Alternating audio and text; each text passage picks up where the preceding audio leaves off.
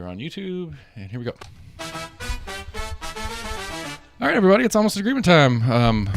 Sam and I had a killer weekend and got a little crazy on that last show, so enjoy that 2.5 hour epic that we put together for funnies with way too much of that new spiked Mountain Dew. This is not an ad for them because they're not paying me, but I drank a lot of it and it was fun. Anyway, we're almost in agreement. I got Katherine Bike here today, and we're going to talk about school board race for seat 4.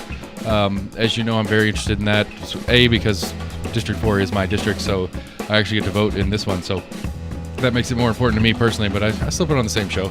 But almost in agreement at gmail.com. Find us on Facebook, on Twitter, on YouTube. Our website's where all the real action's at, almostinagreement.com. I've got my voter guide on there, which is going to have a full list of everybody that's officially running. We'll see what happens with the bona fide questions as those pan out. But for the most part, everybody's on the list. And then if I have a show with them, there's a link to their show on there as well. So go there and do that. And then go to your favorite podcast provider and subscribe to us there. That is the place where the most action happens. So subscribe, tell your friends about us, all that kind of cool stuff. And just a quick programming note, I am going on vacation next week. And so we're going to have a gap in episodes. We've had like 7 a week for the last 3 or 4 weeks. So we're going to have 1 week with none. So deal with it. That's it. Here we go. Katherine Bike, everybody. Hi, Katherine. How are you? Hello. Do you prefer Katherine, or is it Kat, or? Either one. A lot of people call me Kat. Also, a lot of people call me Katherine. Okay. So. I mean, it's not a write-in, so it doesn't matter if we do it wrong. It's going to be printed for us when we go vote. So yeah. that part's less important. Okay, so if you've listened to any of the shows, I'm sure my listeners are tired of me repeating myself, but this is the first time we've met. Mm-hmm. So, give me the, 20 years leading up to today and how we get to running the school board. Let's see, 20 years leading up to today. It doesn't have to be 20. It can't be much. It obviously can't be a ton more than 20, but. Well, the last 20 years I've been in Knoxville, so. There we go. There's that. I made that number off the top of my head, people. I don't know. I'm just. Let's see. Well, I grew up in Central Florida, just south of Orlando. I went to public school. Where in Orlando? Where, what's actually where? Lake Wales. Okay. I moved out of Orlando in Sweetwater. We lived in Sweetwater when I was a kid, and we moved out of there in the 80s. Anyway, sorry. So Orlando, it's basic, close enough. Yeah. So I went to school in Orlando, or just south of Orlando, Lake Wales, Spook Hill Elementary specifically. And then when my parents retired, they decided to move to the rural East Tennessee, beautiful landscape, which was really great, but then also quite a culture shock. I also went to public school up here, Cherokee High School. Not a lot of people have heard of it, but it's a great school. Let's see. Then I went to Walter State Community College so that I could stay home with my parents. And then I majored in engineering, also very curious about art and any class that I could take. Okay. Except literature. Okay. And then transferred, after graduating there, I transferred to the School of Architecture at UT. Okay. That's what got me to Knoxville. And I always thought, Hustle and bustling urban Knoxville. Yes. The bustling city, which back then was not such a bustling downtown. It was pretty empty. That's probably my area too, when I started messing around downtown when there was nothing down there. Yeah. Some of our classes, we would go downtown and to draw the buildings, and no one was there. Right. So no one interrupted us. It was actually quite nice. It's a good classroom experience. Yeah. Sure. Excellent classroom experience. And let's see, after that, well, I didn't finish in architecture. I ended up bobbing around like many, many people at UT. Did geography, journalism. Terrible at journalism. I'm not a journalist. Don't look at me. I can't help you with that. Not good. Apparently I'm not a writer. Well, literature wasn't your jam, so it makes sense. I know, right? And then I always thought that I would leave Knoxville. Tried a couple times. Here I am, still here. Somewhere in there, I worked for Starbucks. That was pretty amazing, pretty educational. Went through their kind of manager training. That was also very interesting. And also somewhere, I've had multiple jobs at the same time, so sometimes I have a hard time keeping track of it. Understood. Apologies. But I think it was 2008. So, the great housing crash where no one had jobs. I was very lucky to get a job at the School of Architecture, doing their website and various technology needs. And that was really fun. I had one of the best bosses there. I really, really enjoyed that job. I did that for a while. And then I lived downtown, and that was amazing. That allowed me to become associated with the Birdhouse. I had a lot of good friends, which is a neighborhood center in 4th and Gill. Mm-hmm. And a lot of my good friends started that, and I loved being a part of it, and then eventually went on to run it and really found my love of community there. That's kind of, I feel like, where it started. I loved the various different types of people that came to the Birdhouse, any type of person. And we got to put on art shows, music shows, theater. We had kids programming for, not seniors, but like older generations, and just kind of like hitting all the spots. And that was so wonderful to kind of see under one roof. And it really, really inspired me in what communities can do. Let's see. After that, my daughter was born in 2012. Okay. And so that's kind of the next one. Sorry, I'm trying to track through the timeline here. I get, see, it's the bonus and detriment of this show is that we're not in a hurry. Yeah. We could take the long version and go. It's not a big deal. Where any other interviews you're going to get, if they give you more than 5 minutes, they're not, you can't stumble in that 5 minutes. You don't have time. Mm-hmm. Yeah. So you can practice on me is all I'm saying. Okay. Thank you. And then my son was born in 2014, and I love them so much. They're so amazing. But then kind of my next step is that my son, when he was 18 months old, was not hitting his communication milestones of a 6-month-old. That was really worrisome. I didn't know what to do. I don't have any formal education in early childhood anything. I had a very good friend who referred me to the TEIS website, which is the Tennessee Early Intervention System. I am so grateful that at the time I was married and had a husband that provided for the bulk of our, living expenses so that I could take the time once we qualified for TEIS.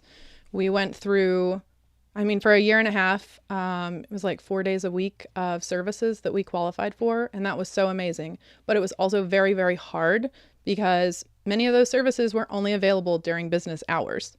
Right. So I couldn't have a full-time job at that time, not like a conventional, right.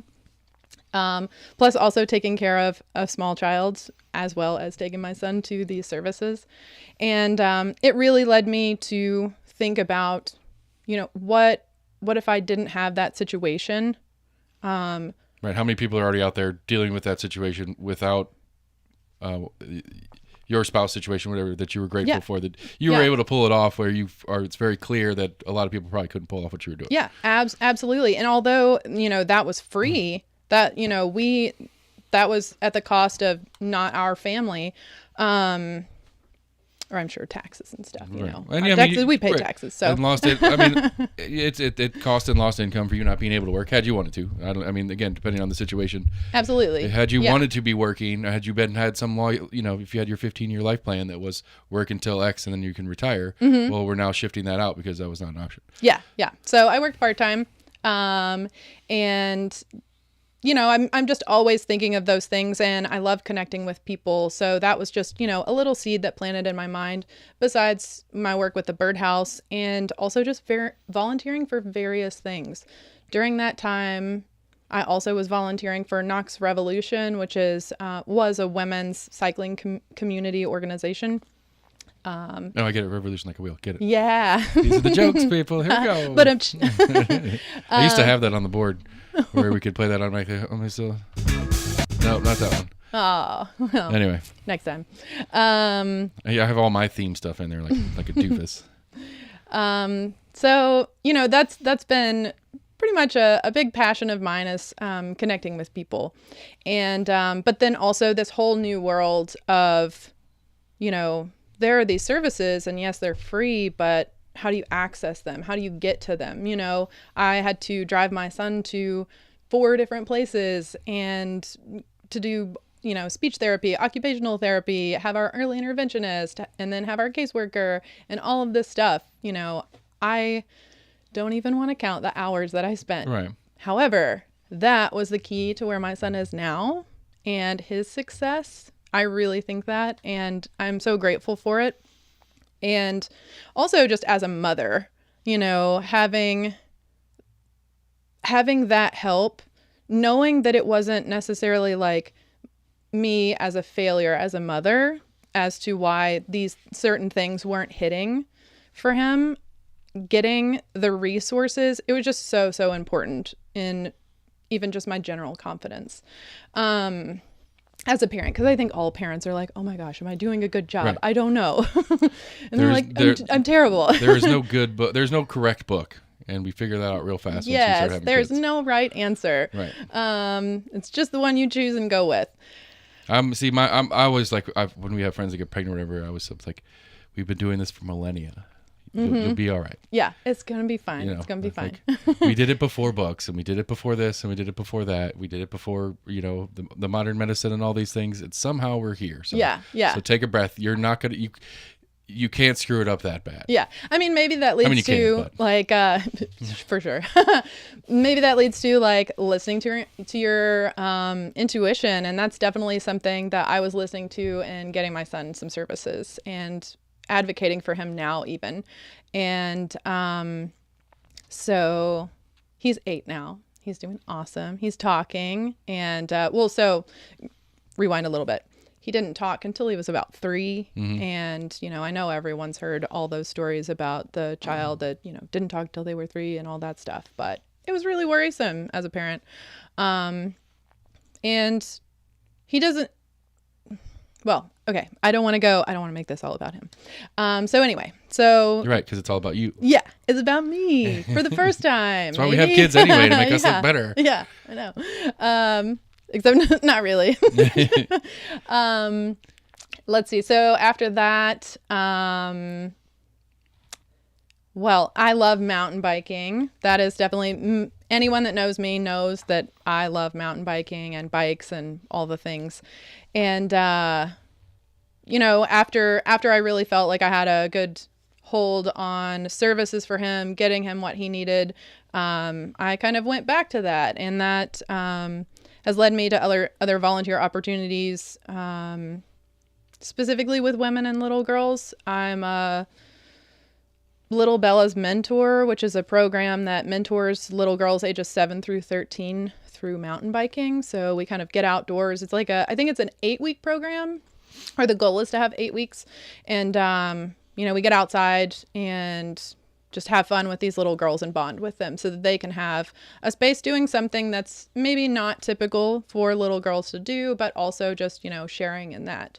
And some of it is they have a scholarship program. So some of the little girls are part of our underserved community, and that this last year I found the challenges of that myself in a very personal experience, and helping a couple little girls and realizing that years before, when I had volunteered for this organization, I could do 4 little girls kind of out there and showing them what to do. But when you have kids that need more, even if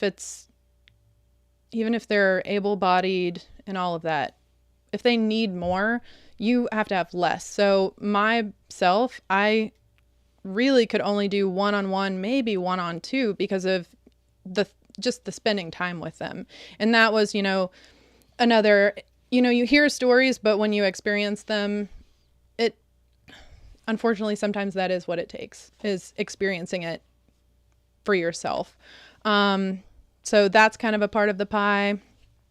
What else? I mean, that's funny because I'm looking for the things. Well, but I mean, because for me, the following question to the quick biography, which it wasn't, but that's fine. Yeah.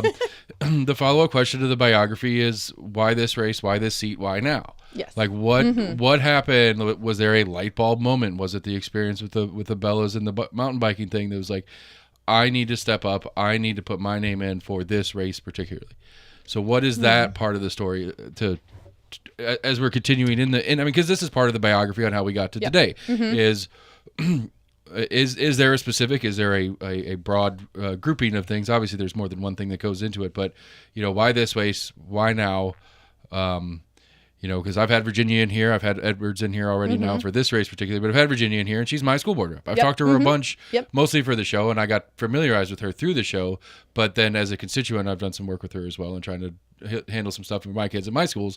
And so what is it about, I mean, obviously you live in District 4 because you have to, but what is it about school board particularly with like, so I guess it's a two-part question. What made you make the leap into politics, and then why this particular avenue, I guess is the way to put it. Gosh, am I making a leap into politics? Yes. Yes, you are.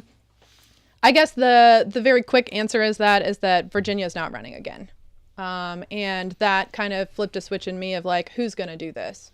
And looking for someone to support that kind of aligned with my core values and my goals and my beliefs for my community and what I want for my community. And I wasn't finding anyone. And it was kind of one of those moments of, I guess it's me.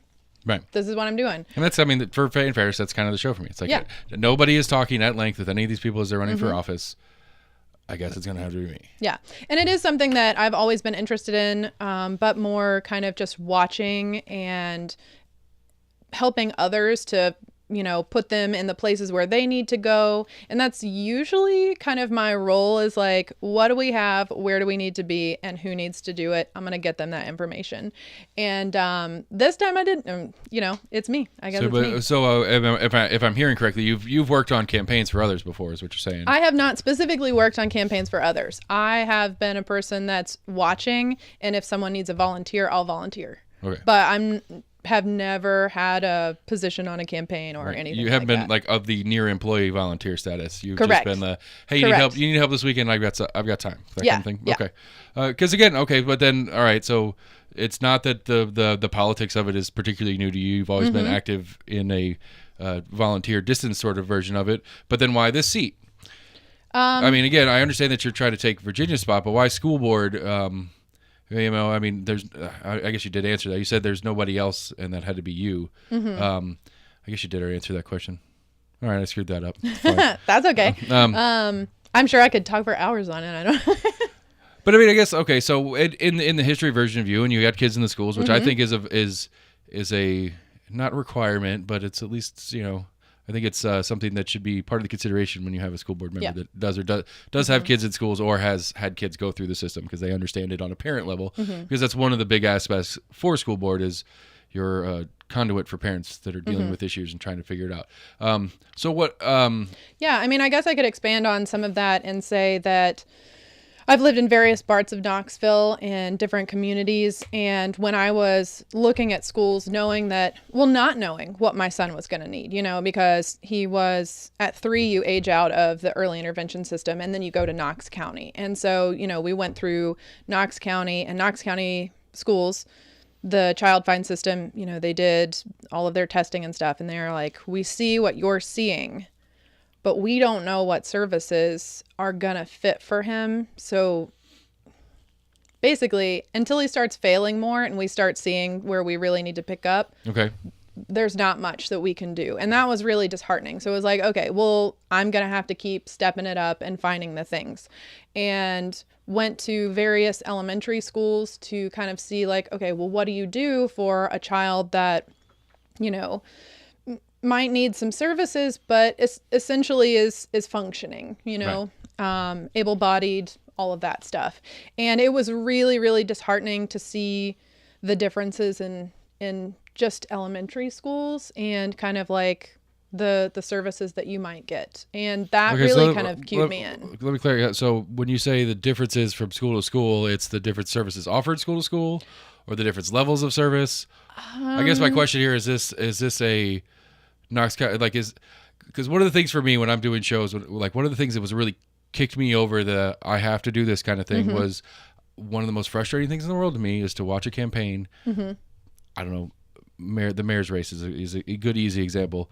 Is Mayor Jacobs running, and this not to say that he did do this, but things like this happen fairly regularly, where an individual running for an office that has nothing to do with something will speak on it as part of their campaign. Yes. And so I guess to leave the Mayor Jacobs example out of that, I guess that's the question I'm kind of asking. Right? So is the services different? The application of the services are different across the schools. Is this a school board issue that is one of the reasons why you want to get into this seat so you can figure out how to unify this and provide better services? Those are that kind of thing. Is that following? Yes. So, and let me just say that this was 5 years ago, and I know that schools have changed in the last 5 years. Principals have changed. What they're doing has changed. It's not necessarily specifically with programming, but just kind of, my take is that it's funding and the different funding for different schools that will allow schools to do certain things and have, she comes in my house, she starts breaking my stuff. I'm done with this microphone. I said what I need to say. Yeah. Slam it. I quit. No, just kidding. It's too late now. You already got your petition. You can't quit. That's true. And I've passed my deadline. So I'm here. I'm on the ballot. Yeah, we got we got later this week. You can get your bona fides could be questioned. I'm not that you're going to worry about it, but as far as process goes, that's the funny, silly stuff that I like to watch. But okay, so again, because I think funding is one of those things everybody talks about funding a lot. Vouchers is a fun little thing in the air right now. And for me, I spent a little bit of time this last week watching some of the new funding formula thing that they've been releasing. Have you done any of the looking into on this thing?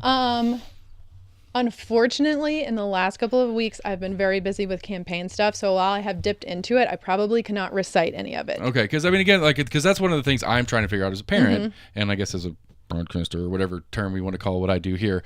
But because again, to me, like one of the conversations all the time when I get into schools and get into arguing with other parents and stuff like that about schools is funding issues. And my general argument is, I'm not saying you're wrong, but I'm not of the camp that anything can be fixed with more money. It's not automatic. Sure. I'm not necessarily specifically talking about give us more money. Like, where's the money being spent? Right. What is it doing?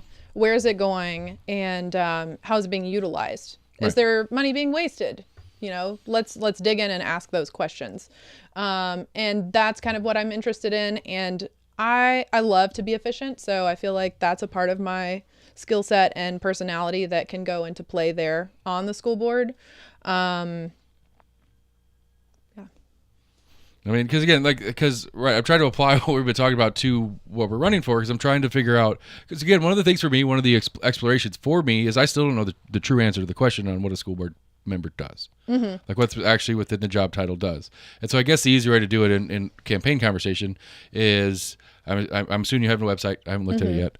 Okay. It's kind of my rule. I don't. I try not to. I try to come to this because we can go knock on my neighbor's door and they're going to know what I know talking to you the first time, just like the same thing. That's kind of the premise I'm working with. And so I'm assuming you have some top things. There's some listing stuffs on your website.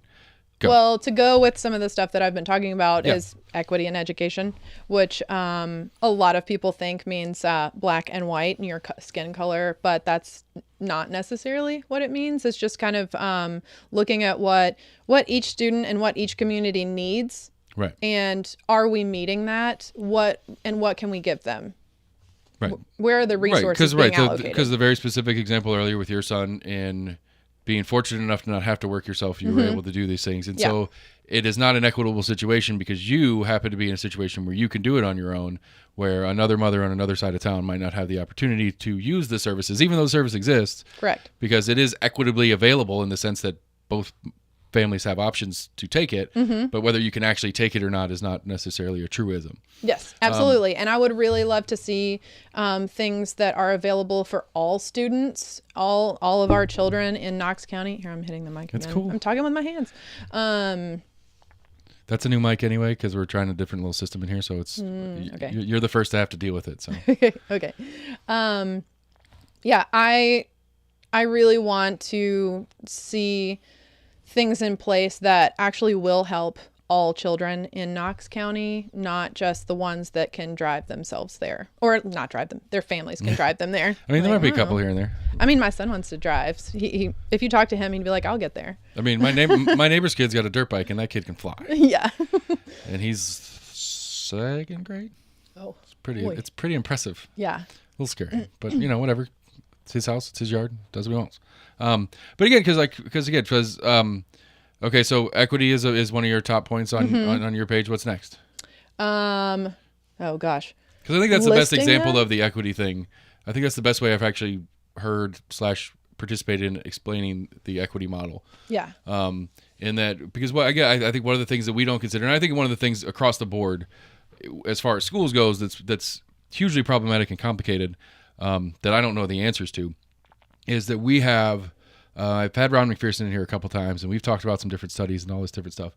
And one of the main things that I took away from one of the interviews I had with him was that the community the school is based in has more impact than the amount of dollars that school gets. Because you can have some of the poorest communities have the most money spent in their schools and still have bad outcome.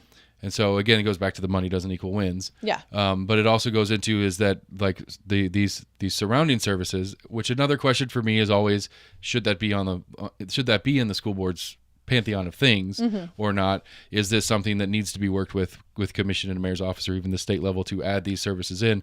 But like things like, pre-K and stuff like that have huge impacts down the line. And Absolutely. And the communal, the average income on a community makes a big difference to pre-K numbers. And so how do and so if like the performance of school is based on different factors at 3rd and 5th and 6th and whatever, all these different things, and a lot of it can be traced back to that pre-K. Yeah. But this community doesn't have pre-K available because this community can't afford it.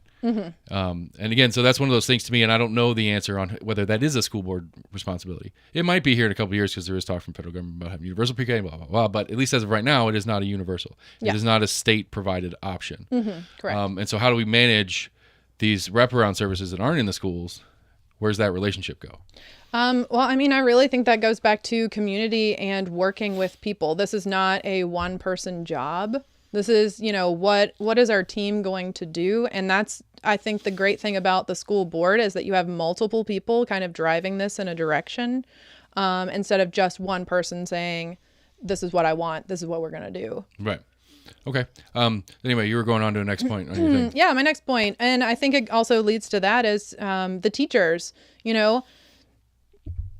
are we attracting quality teachers? Are we paying them enough? Are we paying them enough so that more than enough, that they don't have to have second jobs and all of this stuff? Because I know, and so I also feel like so many other people know, if you are tired, it is harder. If you're tired and worn out, it is harder to do that job. And, that's the old phrase, the squeaky wheel gets the oil, I think. And if you're too tired to even squeak, what are you going to do? Right. I mean, so, and again, like, I don't disagree in general. I think teachers deserve more money, and I get that. But I don't know. This is another one of those that goes beyond the school system issues to me is, I think I looked it up the other day, Knox County average individual income's $29,000. Teachers start at 46. So I don't know where that sits on the percentile in Knox County, but they start way over average. Yeah. And so, again, it's... Well, so I don't think that this is just like looking at dollar amounts. This is looking at what is this teacher, what is their, besides what they're doing for their job, what other responsibilities have been tacked on? What support are they getting? Do they have a support person that is helping them with other things? Are they being tasked with lunch duty, before school duty, after school duty, teacher conferences, helping kids study, and doing all of this other stuff that they are potentially not getting paid for? They're getting paid their base salary for these base services, but they're expected to do all of this other stuff. Their planning periods are being taken up by doing other things. And then even, over this pandemic and having virtual school, there are a lot of teachers that are taking their planning period to do virtual classes. So their planning time's being taken away. And that, I know for me and my work that if I have just brain space and time to think and troubleshoot, I do so much better than when I'm tasked like back to back with jobs. All right. So I think supporting teachers is not just a dollar amount, but, getting people in there to help them. I mean, and again, and feeling supported. Right. And one of the things I talk about a lot, and one of the things that I don't like, and I think it's a weird thing, is and it goes into some of what we're talking about pre-K and outside of school things, is how much we put on the plate. Mm-hmm. Yep. And there's like, I understand parts of it. I really do. Like, I get the idea of that there are some kids that their only contact outside of their immediate family is their school and is their teacher. And that is one of very few places where we have some communal input on this child. If there is a problem that a neighbor's not aware of because a neighbor doesn't see it, the teacher might be the only one that gets a chance to see it. Yep. But you're also a teacher. You're not a social worker. You're also, right. there's so many other jobs that we put on teachers that I don't know how to resolve that. Cause I think it's a weirdism to me, cause I get it. Like, I understand, like, I follow the line of this might be the only adult in a safe way that this kid interacts with. Yeah. So we need to use that time to make sure this kid is safe in life. But at the same time, we're going to talk about how much teachers have on their plate and how much they're doing other than just teaching anymore. Whether it's this kind of stuff or, not getting planning periods because they're doing lunch work or they're having to clean their own rooms or they're having to X, Y, and Z. There's a lot of conversation about how much teachers do and how much it is past teaching. And so how to justify those two things, I think, is a very big conversation that needs had. Yeah. Because again, it goes back to the Ron McPherson talking about the money thing. It's like, the community at large has more impact than money does in the schools. And how do we use the school board and its resources with the community at large to fill those gaps and not put it on the schools? Yeah. Particularly. Because budgeting is a huge thing, which anyway, we'll talk about. Well, so in reference for, like, what is the school board? For me personally, I really look at it as it's an advocate role. You're listening to your community, you're listening to the teachers, you're listening to all of these people, and then you have parameters that you have to work with, and you have to figure out how to make that work. Yeah. And I think that's advocacy work. Okay. Because again, to me, like, it's I think school board is one of the probably. I mean, of the bodies of government we have, local school board is probably the least watched, least paid attention to. Absolutely. At least until I agree with you. The last year or so, it's changed a little bit, but actually, in the last 6 months. But for the most part, it's one of those that nobody pays attention to that much. I mean, we can go back and look at voting record, and it's clear as day. In voting record, you'll have a huge turnout, and nobody votes for their school board members, and nobody knows what they do. And I think that's a reasonable conversation to have. It's like, what can the school board do? I had Mr. Jackson from District 1, who's running for District 1 and he was a resource officer. Like, he had spent some time doing that, and I thought that was a very particular, specific thing. School board has authority to set up and run policy and X, Y, and Z. That's probably the most complete portion of schools that school board can actually do stuff with. Nobody ever talks about it. Yeah. That's the first I'd ever even considered it, was when he explained it to me. And I think school security is a big deal. I mean, I think that's, again, after this last couple of years of craziness, it's become quite apparent that school security is a big deal. Yes. So how do we get better at that in schools?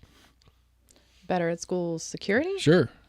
I'm waving in and out of thought here. I'm sorry. Okay. That's what I do. Well, I feel like that's probably a complex answer that I don't have anything quick for.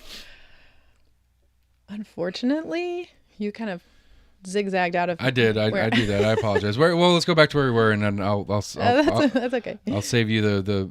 Because again, I mean, again, for me, as I've tried to get a better understanding of this, I still don't know what school board does. Like, I still don't quite get it. Yeah. Like, we have this stupid mask argument and all that going on right now. That's all anybody's talking about, what school board does. But they have meetings every week, every 2 weeks. Yep. Usually it's every month, but it's crazy time now. And they go over a lot of stuff, and I don't get it. Like, what are we doing? Like, what functionally changes from a meeting into the schools? Like, we had a huge year this year, pandemic, and a superintendent search. Yeah. But then outside of that, what's the school board meeting do? Like, what do we do? Again, I agree with you 100% that a lot of the job is outside the job. A lot of the job is interacting with the constituents, trying to figure out the right direction to help a constituent, kind of push. You have a better black book than the rest of us because you're on school board. And I get that part of it, but like, in the governing body itself, that's where I get lost. Well, policy is definitely one of them, and kind of, I've been trying to chat with all of our current school board representatives, and one of the things that sticks out is asking for reports and kind of metrics, not necessarily like from the kids, but from the schools. Where are the schools at, and asking the superintendent to provide those. Right. And then looking at that and seeing, where are we? What do we need to do with that? I think that is part of it. I think listening to the community, it's nice that people can sign up to come and speak at the school board meeting, but also sending emails and contacting with them, having conversations. You say that now. No, I know. Yeah, I get it. But that's actually some good feedback that I heard about Virginia in talking with people, is that, she's very responsive and, will point you in the right direction. And I think that that's one of those things, is that a lot of times when a parent is struggling, they just need to be pointed in the right direction. They just need to be told, there is an option here. You have an option. Let me connect you with the right person. So I think that there's that avenue, but also sitting down, looking at the budget and saying, what does the community need? Is this, is this important? Is this something that we need to spend money on? Is there something else more important that we need to prioritize, and kind of moving that? And it's super, super complex. Sure, because half of it, the state has rules on how you're allowed to spend money and all that kind of stuff. Absolutely. I'm still trying to figure out what's going on with all the ESSER money. Yes. It's another one. Isn't everyone? I mean, I was told tutors were coming down the line, and I've been paying out of pocket all year. Yeah. Which is fine. I mean, I can, and I'm not complaining about it, but if Joe Biden's going to pay for a tutor for me, I'm going to take it. Mm-hmm. And I can't figure out what's going on with it. And it just seemed to, it was a bunch of talk while they were talking about it, and then when implementation time came, which was supposed to be January of this year, yeah, the conversation really fell off. Mm-hmm. Probably because no one is necessarily pushing and asking. There's probably something being done, but I really find that I've gotten the most from just reaching out and asking people what's going on, what can I do, where is this stuck? Right. Yeah, because I've been doing a little bit of that, but again, for me, it's not. I don't have a particular personal one for it. Yeah. It's just a curiosity for the show, so I haven't pushed as hard as I probably could have. But it is. I mean, it's a weird show to watch, I guess is the way to put it. Yeah. There's a lot of moving pieces, but it's really slow. Mm-hmm. Like every week is a 6 month later cliffhanger. Yeah. We got to vote on it. Now let's see if it actually happens. Mm-hmm. Well, and I think also pinging back to what I just said, another reason in my wanting to be on the school board and running for this is that I've never been a person that's afraid to ask the questions. Even if they're looked at as like a dumb question, I'll still ask it if I want to know the information, or I'll find who has the answer. Right. And I really look forward to doing that. Yeah, because I think that is, I agree, and I think hopefully it comes with some media other than me following behind it. Yeah. Because I think it's like, because again, like one of the big things I found in the show was that I'm not like, again, dumb questions, but I think a lot of people ask dumb questions. I think I'm one of a lot of people that are willing, but I'm the dumb one that's willing to ask the dumb question and say it out loud instead of just be like, well, I guess that's the thing. Yeah, because that's, I mean, I think that's normal. I think that's how a lot of normal people look at it. They're just like, well, I don't know, and I might even pretend like I do, but I'm not going to ask because I don't want to look stupid. Yeah. And so I do a whole show about it. Because again, I mean, I think this is overly complicated for no good reason. Yeah. And we're just living in the leftovers from, what are we, 200 something years old here in the state of Tennessee now? Mm-hmm. It's just leftovers of 200 years of piling on on top of that. Mm-hmm. And the people that know how to play inside the game, it's not in their best interest to tell us how it works. Oh, right. They're good with keeping their mouth shut and just playing the game. Yeah. Where the rest of us are like, hey, what's going on over there? Don't be stupid. Don't worry about it. Mm-hmm. That's like, I don't know. That's the model that I'm trying to break. I'm trying to figure out how to get in there. I think that it's easy to maybe see that aspect. And I think there probably are quite a bit of people that are kind of up there just like, oh, well, I don't have to. But that's why you need people to go in there and ask the question. Be like, hey, what are you doing? Yeah. What are you doing? What are you doing for me? What are you doing for your community and the people that you're supposedly serving? Right. Okay. So let's I don't know. Do you have anything specifically on your sheet you want to get to? Oh no, this is just my general notebook that I wanted to keep handy in case my mind went blank. Okay. Don't worry, mine goes blank all the time too.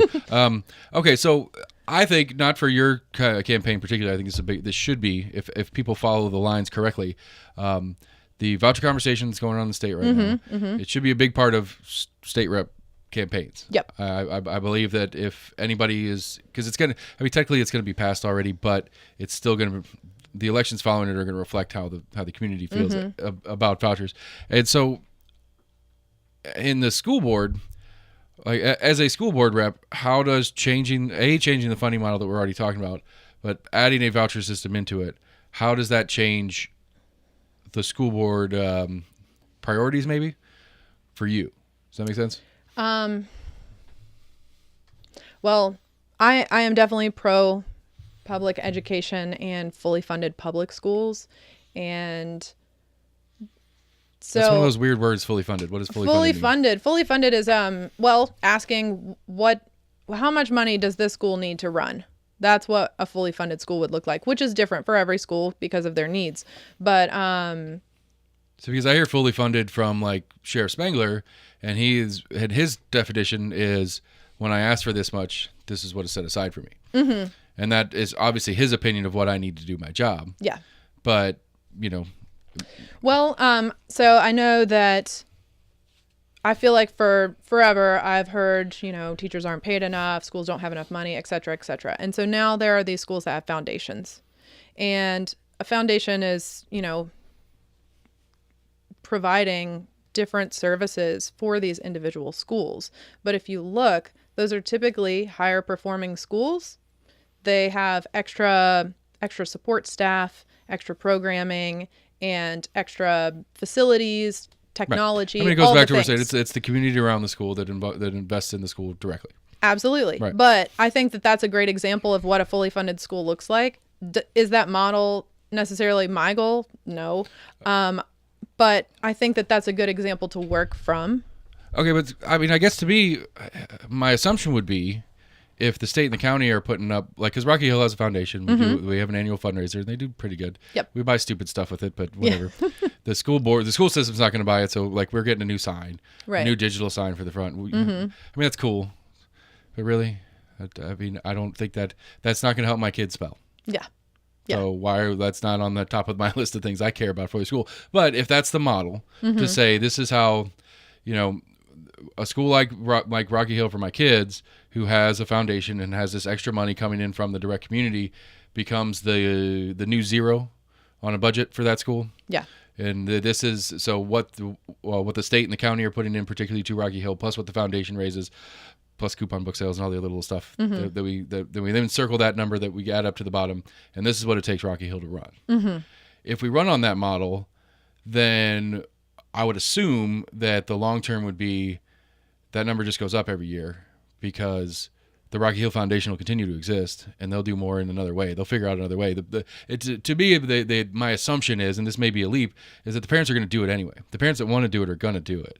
The PTO groups that decide that we want our school to be better. And it's not better because of better than the school down the street or better than the school across town. We just want it to be better than what it is. I think those people are the same no matter what. Yeah. And so if we jump that number up to include foundation dollars, then the foundation's just going to do more on top. Well, I don't necessarily mean like jumping it up to include exactly what the foundation is doing. But you can see that what is the foundation providing for these different schools, and making sure that the funding is providing that stuff, because if this school is outputting students and having all the things that are enriching for them, right. That's what we need to go off of. Of course, there are always going to be fundraisers. There have been PTAs and PTOs forever since I was in school that are, doing the extra stuff. But I think if there aren't technology needs, if there aren't extra aid needs and stuff like that, then the foundation can kind of relax a little bit and focus on other things. Okay, because again, I think to be that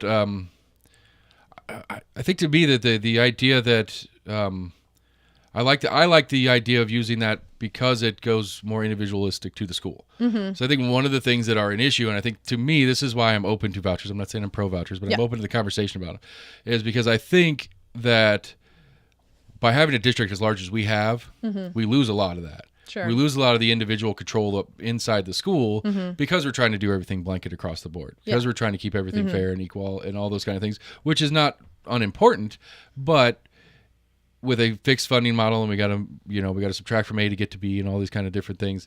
And so the idea to me makes sense.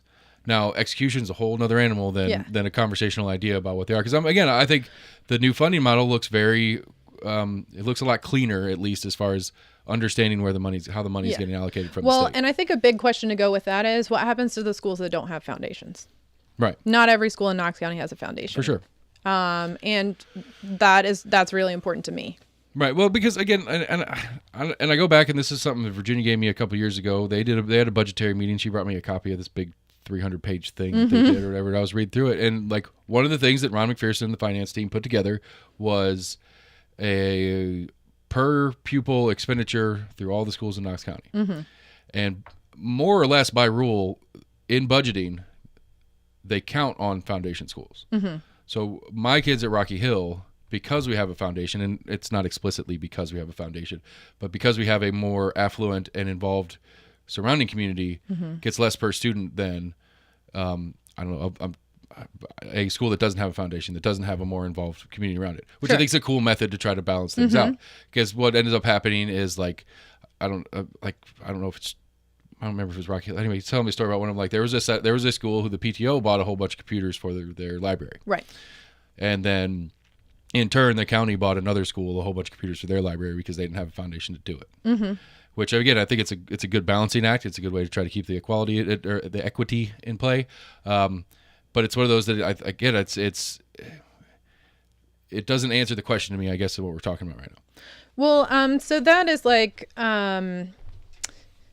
if you're talking about that model, I'm curious what you think the like bad thing or the issue would be with, if a foundation is providing these computers and then the, government, city, state, etc., provides things for another school because they don't have a foundation. Where's the problem there? I don't think there's a problem there, but what you were telling me was that there are schools without them, and the county, and I'm saying that the county's already doing what you're suggesting, in that they're buying computers for a school that doesn't have a foundation because the school with a foundation bought their own. Sure. I don't necessarily mean that there's a problem with that. I would just say that it already exists. So if we're moving forward from it and we're using kind of this idea of these foundations are buying these certain things, these enrichments, whether I think like, what did we buy? They told us a couple years ago, we got a new gym floor and some other stuff, which is an important thing we need to have and stuff like that. And that we're using that as the model, is that this school is and I don't know the stats on my kid's school, but this school is having better outcomes, and these are the extra inputs that this school is getting from their PTO. Let's see if we can apply those to other schools. Yeah, I guess my argument is that's already happening. In a base way, it looks like it's already happening. That because like, oh well, if we provide computers for all of these kids, but realistically, there might be even more that those schools need. And, are we going to say that, I don't know. I think that I've heard a lot of arguments about the foundations and how that goes into play and stuff like that. And a lot of people are not super happy that there's a foundation or vice versa and all the things. And that is just one example I have of what a fully funded school looks like for that answer. Okay. Yeah. Okay. Because right. I mean, I follow. It's just, again, I think there's so many pieces and parts moving around that it's real easy to get lost in a particular when we're talking about a broader conversation. Yes. And I'm very apt to fall down that rabbit hole. That's kind of how I go. I've got a new conspiracy theory about Cedar Bluff. It's hilarious. But not the school, the actual street. But again, I don't know. It's just I think we've got we've got real problems, and we all know it. I think I'm very curious, and I'm trying to get some people lined up to help me understand the new funding model, as well as the actual program in vouchers if they're going to put it together. Well, so I think going to vouchers is like, many years ago when my kids were entering school and I heard the term vouchers. I was like, oh, a coupon for school, so I could my kids can go to a better school. That sounds amazing. And then kind of like looking through and being like, wait a minute, is this so amazing? What are their terms for this? How do I qualify for this? And what money is that taking away from the schools, the public schools, that all of the other kids that don't have parents to fill out the application, that don't have parents to drive them to somewhere else, or that even know to fill out these things? Right. What happens to those kids? Right. I mean, if I understand it, the current model, before the new model kicks in, the money doesn't change. whether we use as I understood it, as Ron explained it to me, is that if I pull my kids out of Rocky Hill, Rocky Hill loses X number of state dollars per student, regardless of what I do with them, whether I bring them home, whether I move to Texas with them. So, and again, this is one of those that's we don't know the answer to yet, is what the voucher is, if that's equal to that number. Right. And so I understand the premise, and yes, if I pull my kids out of school with a voucher to do something else with them, that does defund the public school system. But it's because I pulled my kids out of school, not because I used the voucher. True. That's one of those that definitionally gets me really frustrated. Like it's a weak argument. Like I understand the premise. Yes, it takes total funds out of the school, but it doesn't matter whether I'm using a voucher or not. It's that I took my kids out. And that's a specific difference that drives me crazy, and I always have to repeat myself because I feel like it's one of those. I don't think a lot of people when they're doing that argument understand that part. Sure. I'm not saying you. I'm just saying in general. Yeah. I think that is very valid, but I think unfortunately how vouchers are being sold to people are like, ooh, you could go to a private school, like if you just have this coupon. It's selling the idea that the school's already sucks. And I think, it's like, public school, no one wants to go to public school, but public schools are really amazing. So many of us went to public school. Oprah Winfrey went to public school, That's right. I'm Oprah Winfrey, everybody. You heard it here first. See? No, I mean, you're welcome. Because again, but to me, like I think there's a conversation worth having about it, because I think that there is an acknowledgement that we could be doing better. Sure. We can always do better. And I think but to me, I think the biggest thing that I'm curious about in the voucher part of the conversation are the parameters of opening schools changing. If I do a homeschool program, or could I start a school co-op? It's a totally different model on it, but I hit the markers that the state asked me to. Yeah. Can I take vouchers for that? Probably not. See, that's my concern with it. I have a feeling that this is going to... My assumption is, at least it's being sold to me, as that this is an insider trading deal where the Hillsdales and whatever are coming in because Mr. Lee asked them to. Yeah. And they're going to be ones that are soaking up all this voucher money. Yeah. And, okay, that's gross. I don't like that.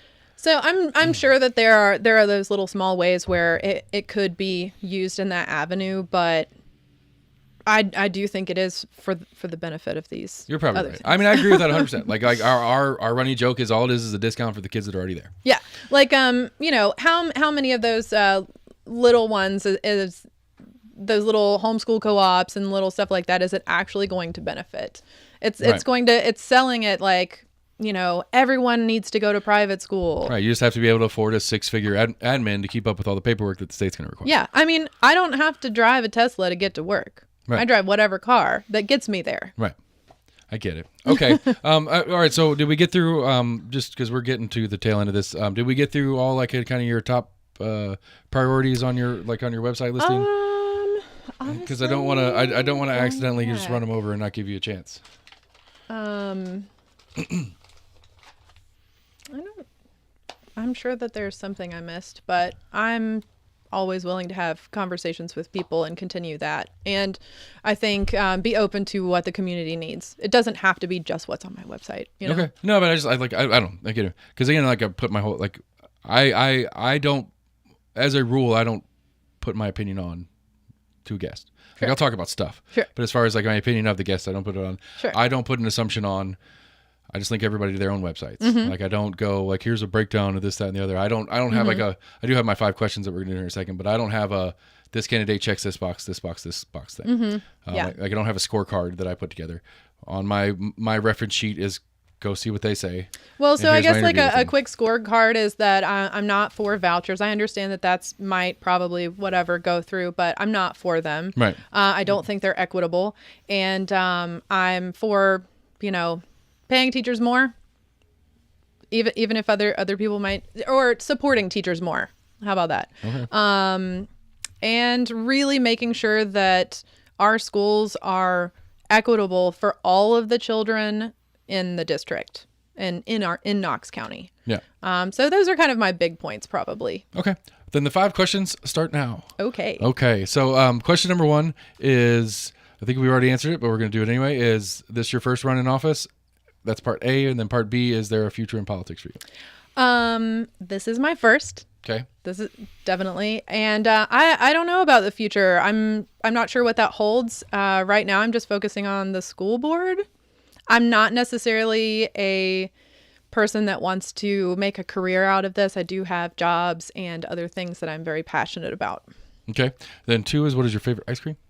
Ooh, Smurf ice cream. Smurf, you're going to have to explain what Smurf ice cream is. I know what Superman ice cream is. I don't know what Smurf is. It's blue ice cream, and it probably pings to a childhood memory of my dad taking me to get Smurf ice cream at the Easy Shop with marshmallows in it. And typically it's maybe like a little cotton candy raspberry-ish. Okay, so it's blue cotton candy ice cream, Essentially. But if you go get cotton candy ice cream, it's not the same. Okay. Smurf is very specific because it's not super sugary sweet. It's kind of vanilla, raspberry, cotton candy all together. Okay. I'm going to have to see. This is really just a way for me to find new cool things that don't exist. And then because it leads into number 3 is what's your favorite place to eat? You're in District 4, so you're close by, so you'll tell me somewhere great that I haven't been to. Honestly, right now, I am really into Maple Hall's chicken tenders.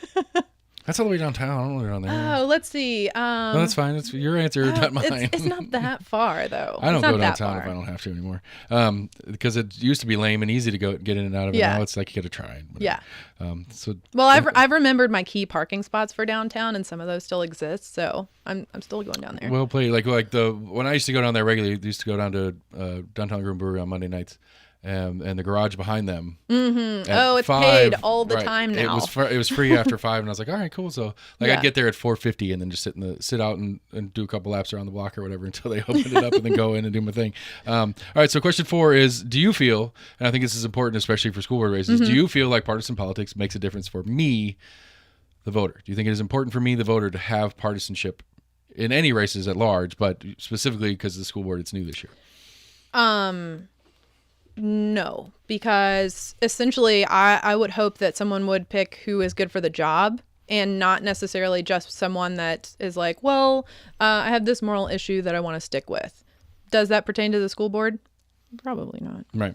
I mean, I think that's the broadest part of it. That's why I think it's interesting on the I school think board it's really unfortunate that it's partisan. Right, because I think that's what's the interesting one on the school board one and why it became partisan and stuff like that. It's like there's so little of it that has any real standard part. I mean, I guess you could be like, well, we're fiscally conservative and well, we're more socially liberal or whatever. It's like I don't know how much that really applies. I mean, yes, taking care of the money counts. I get it, but I don't think I would like to think at least that you're not going to find any school board person that's like, sure, just throw $1 million at it. Maybe I might be wrong. It's crazy things are happening. I'm sure there's one out there. All right. So again, as a Democrat, you're running as a Democrat for District 4 in Knox County Schools. So question 5 is, I want you to tell me about a Republican that you like. Oh, my dad. Okay. That's probably all right. Has your dad ever held office? Because I do have to specify. No, he's never held office. I mean, not necessarily like a big political office. He's done some small stuff. So I have to clarify the question in an elected Republican. Elected Republican. Yeah. Okay. That's the first time I've had. That's a good answer though. I think we had definitely had some differences for sure. Elected. Maybe Mitt Romney. Okay. Yeah, I think he seems to, although he might have some different values than I do, he seems to really handle himself with integrity. Okay. I think. That works for me. Yeah. All right, so plug it up. Give me your website, Facebook page, all that kind of stuff. Okay, so website is Bike for School Board, which is FOR, and then my social media mostly is Bike 4 School Board. It's like you were born to, or at least married to. Oh, it's neither one of those. Oh, ooh. Sneaky. Sneaky. I picked it. No, I'm confused. Anyway, so you like bikes that much? Change your name. That's cool. Yeah. Actually, it came from a nickname. So. I bought a title, so I'm not any better. So I'm a lord for fun. But yeah. All right. So Bike 4. If it's social, it's the 4. If it's the website, it's spelled out FOR. Correct. Okay. I'll link your Facebook in the. Awesome. Whatever. Thank you. That's all I got. What do you got? Anything else? No, I think that's it. All right. It's outro time. Thanks, Katherine. Yeah. Excuse me. See, perfect timing on that cough. It's beautiful. Katherine Bike, everybody, running for District 4 School Board. You got a little while. You don't really have to worry about this election until August. She doesn't have a primary opponent, but nonetheless, we're getting them in because we can. So almost in agreement at gmail.com. Go to Facebook, Twitter, YouTube. Check out the website. That's where all the goodies are at. This voter election guide I have will include this episode with the link to Katherine's page as well as her episode with me. And then I've got some other fun little doodads and whatnots on the website. Go to your favorite podcast provider. Hit us up there.